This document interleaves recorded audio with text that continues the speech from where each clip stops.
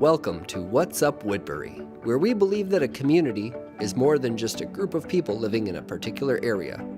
A community is made up of people, businesses, and nonprofits who are there to serve us when we need it most. Community is our friends, our family, and our neighbors. Ladies and gentlemen, this is your community. This is your Woodbury. I'm your host, Matt Johnson of A New Real Estate Group, here to bring you the latest and the greatest of what's happening around town. Good afternoon. I'm Matt Johnson with Keller Williams Premier Realty, and we're here for another edition of What's Up Woodbury.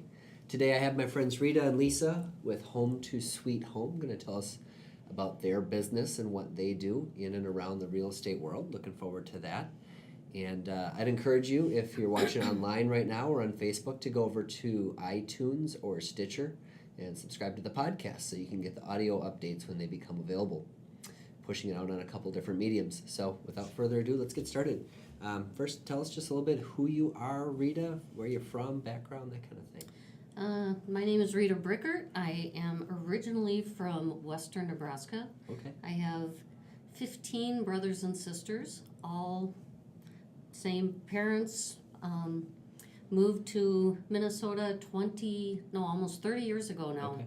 Have always lived in the St. Croix Valley since I've lived here. Awesome. And met Lisa 20 years ago. And Lisa, where are you from? I'm actually from just down the road. Okay. I grew up on Manning and Valley Creek. Oh, wow. One of the original Woodbury natives. That's right. Pretty much. I mean, the area. I live in Stillwater now, Awesome. which even growing up was kind of that neighboring town where we did everything. Sure. That's Yeah, what it we is call home now. to the north there. Absolutely. Absolutely. Yeah. A lot of little communities made up the East Metro at one time. Seem to be growing together in ways more than just business and community. So that's awesome. Right. Home to Sweet Home. So at the Chamber 5-year anniversary of your business, I Right. got a little snapshot about the background, how you got started. I'd love for you to share that story if you would. Sure. So Lisa and I have been friends for about 20 years.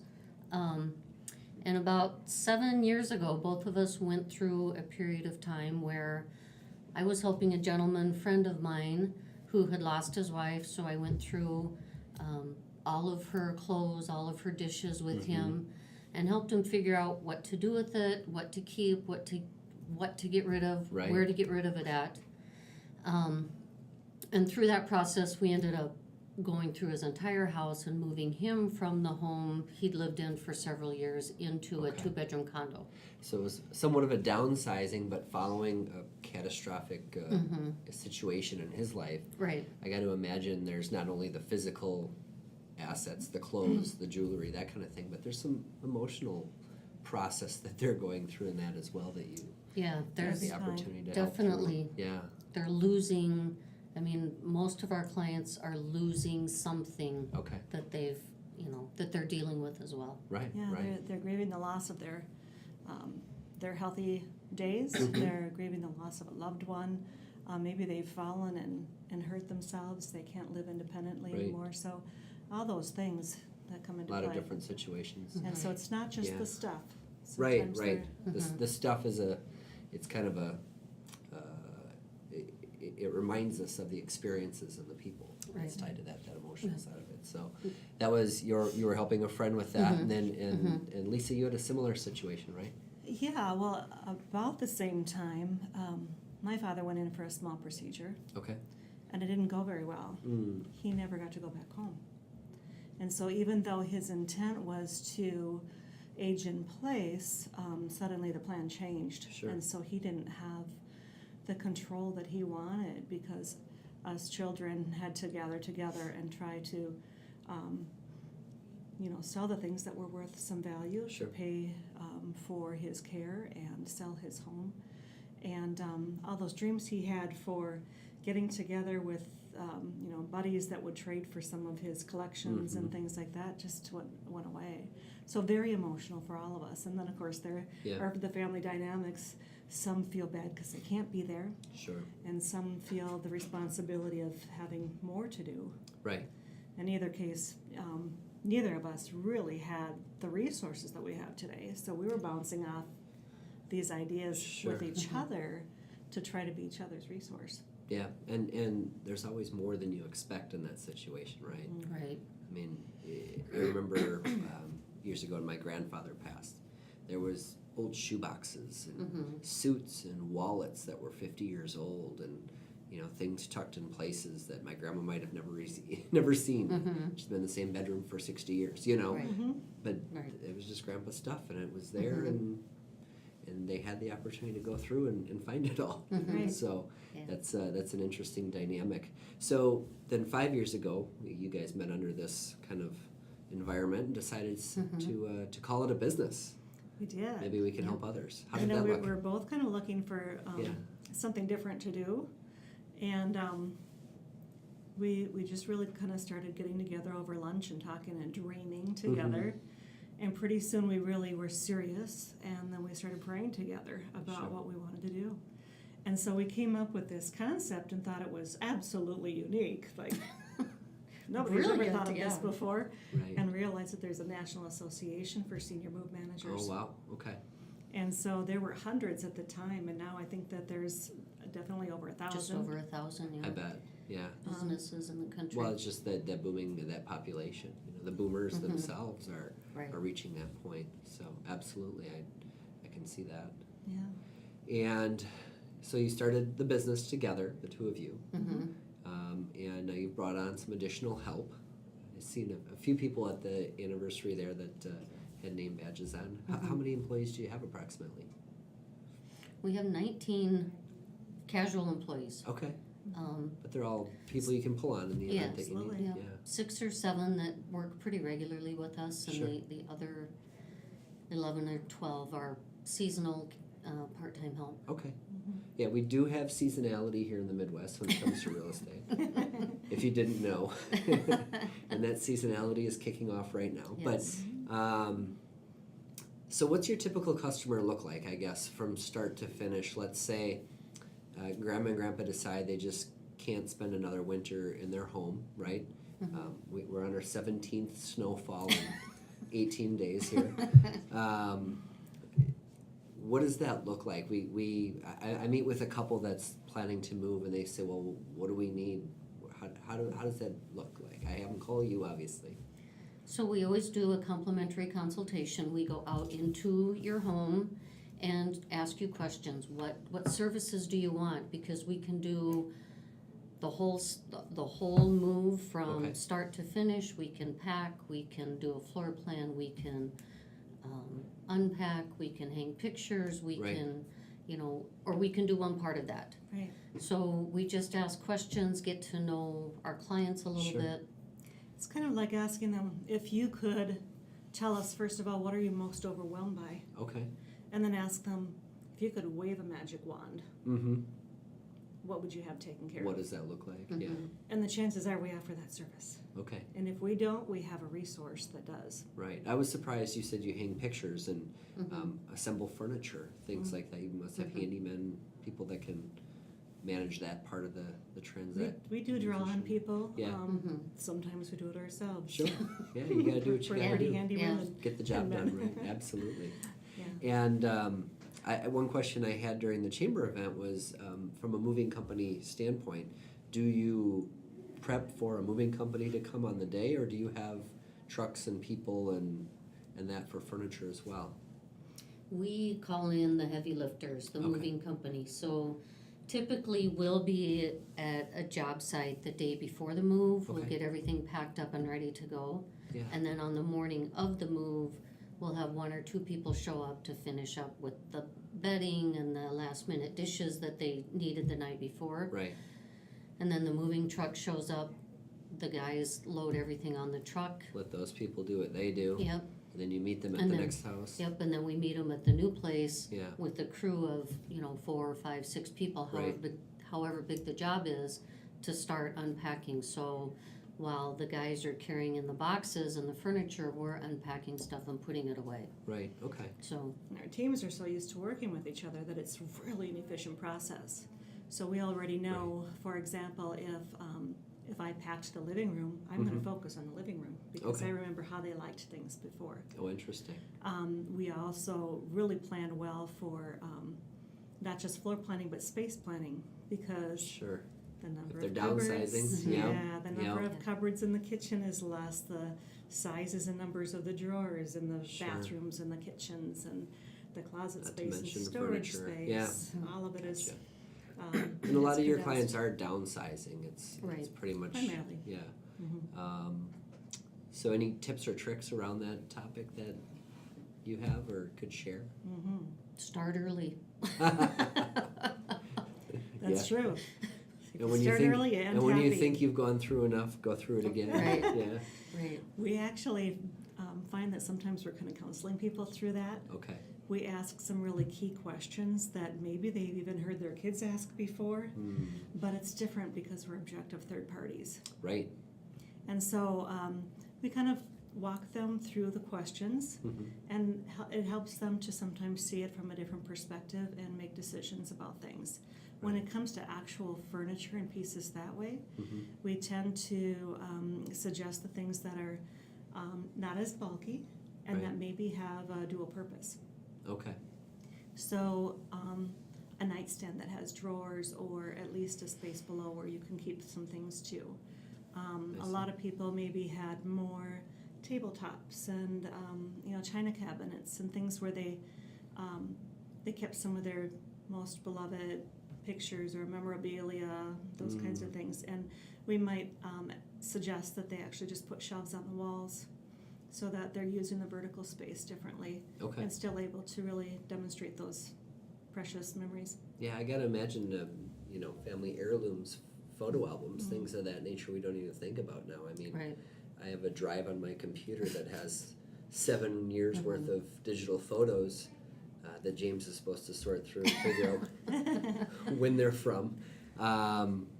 But the older clientele, those are going to be physical Mhm. books Yeah, Yep. with and pictures. even those clients we have referral sources for. Sure, yeah, I suppose. Somebody who Um, can help to condense, like you said, Yeah, onto just a thumb drive, or to maybe create those books that you see that have a story within them Mm-hmm. with the most precious pictures and absolutely. memories. That's really an interesting dynamic, I suppose, with that.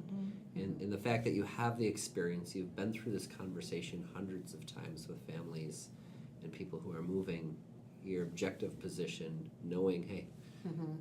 the closet is 2 feet, your current closet is 6 feet. We can only fit a third of the stuff. How does that work? So, absolutely. What's been some of your more challenging situations, I guess, when it comes to the moving process and helping people through this very important stage of life? Every single job. Yeah. I mean, They all present their own challenges. It's just Yeah. a The new thing is experience. that Yeah. what we try to do is we take the challenges on. Okay. So we Mhm. shoulder that and just figure out how to get through it. Yeah. And the client doesn't have to see that. I suppose. Our goal is to take the stress off of our clients so that they can just, it's stressful enough having to move. Right. It doesn't matter when you're moving, if you're moving into your first home or out of your last home. It's a very stressful time. And we try to take that stress on. Yeah, being a real estate agent, I know they do studies, and according to the stats, the most stressful time in someone's life is losing a relative. The second most is moving. Mm-hmm.